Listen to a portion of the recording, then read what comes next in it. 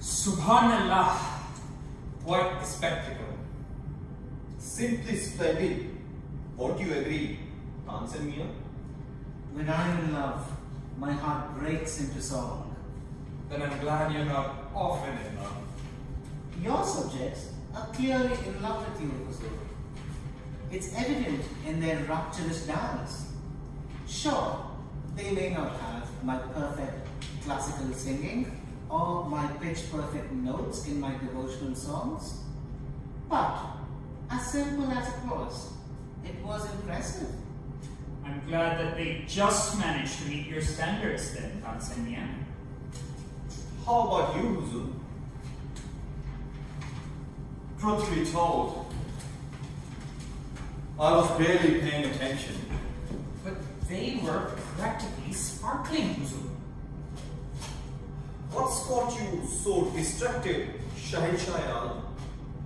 I can hardly think straight. I have misplaced my precious ring. The one encrusted with those Persian rubies? The very one. Shocking. Where did you last see it, Huzur? I had it in my possession when I took it off last night, just before bed. The bed is where one sleeps. Brilliant contribution as always, Tanzania. But when I woke up today, I discovered it missing. The guards searched high and low. That darn ring refuses to be found. So that explained the displeasure on your face throughout that entire performance. All this while, I was thinking that perhaps you were just constipated. Constipation would have been preferable to this misery.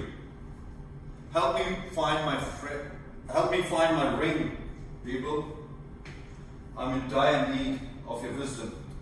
What shall be my reward if I solve this mystery, Your Grace? If you bring back me my ring, I will give you a peacock from my gardens. Of what use are pretty birds to a plain man like me? Reward me with that grand throne you are sitting on, and perhaps I could be persuaded. Release your tongue, Birbal. Do you not know who you are speaking to, Huzur? If I made this the height of insolence, Birbal is Pluton's man-witch and I on your thrones. You must stop. So you desire to be a king? You couldn't honestly think I have forgotten the lesson you taught me, people. Heavy is the head that wears a crown, and the only fool would covet the king's throne. For being a king is committing oneself to a lifetime of servitude to the kingdom. You remember your lesson well. Forgive me for testing you, Your Grace. It is clear to me that you are all-knowing and wise, and this realm is lucky to be in the shade of a ruler as benevolent as you. It is indeed my honor to be a Ratan, one of the 9 jewels in your magnificent boat. Huzur, we are all honored to be Ratans in your court. Life has no greater purpose than to be in your company, Huzur. Straighten your backs, you lord. I can hear them cracking. So about this ring, Huzur, the one that has vanished unexpectedly from your bedchamber, I know exactly where it is. I knew it. The fact that you can say this with such certainty is evidence that you are complicit in this crime, Birbal. Huzur, if I may, Birbal has admitted to this crime by acknowledging that. Continue, people. I know exactly who has the ring, Huzur, and I'll reveal the identity of this thief right here. The ring you have lost is with one of your guards, and the thief has a string of threads stuck in his head. Guards, search that man!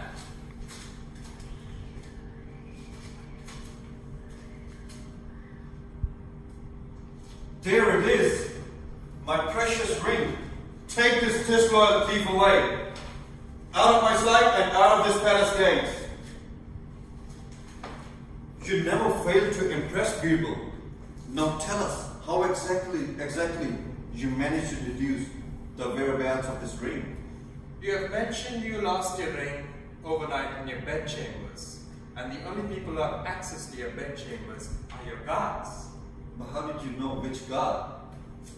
A guilty conscience doesn't need to be accused, Your Grace. It reveals itself with almost no effort. When I mentioned that the guard who stole the ring has a piece of string in his hair, a completely fabricated accusation, mind you, the guard who stole it immediately touched his head, and thereby implicating himself with the crime and unraveling the mystery. Wow! I may have the voice of a nightingale, but when it comes to wisdom, Birbal, you truly have no equal.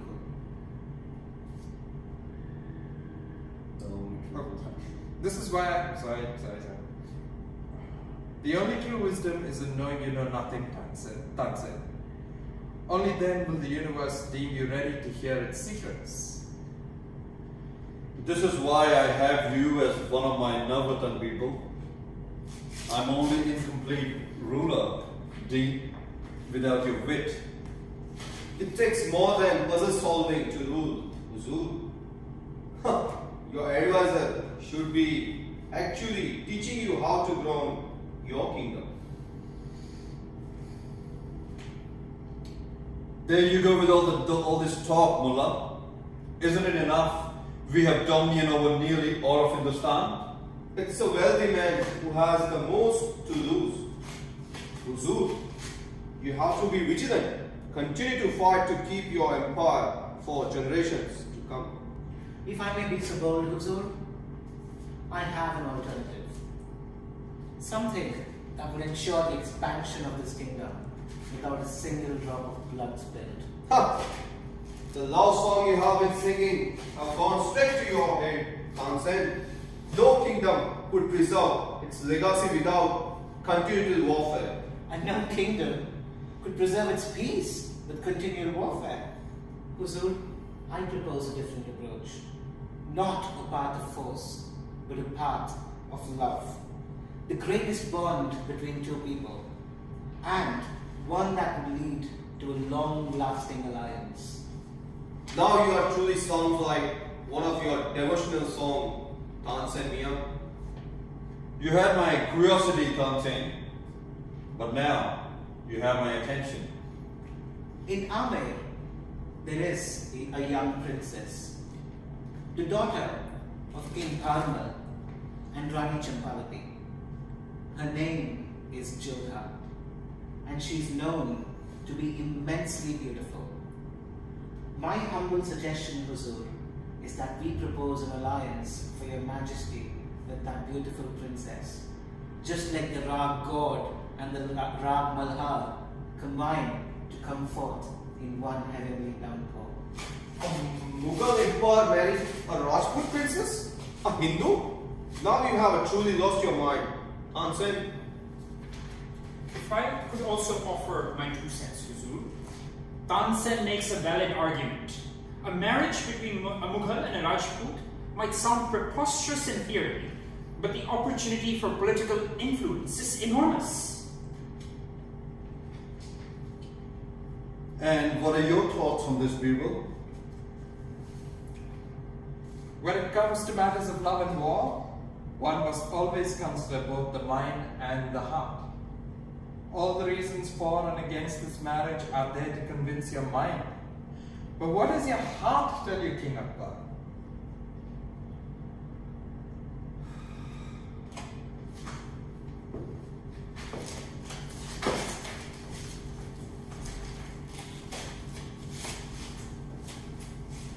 My heart tells me that I should be curious and be willing to heed the call of love. We have tried the path of bloodshed, and while we may have won our subjects' loyalty, we never really won their hearts. Today, this empire will forge a new direction. Today, we will try the path of love. Birbal, draft a message to be sent to Raja Barmal straight away and prepare a chariot for my journey. along with the caravan, gifts and offerings. I will make the journey to Omer today and will come back when I won my Rajput bride.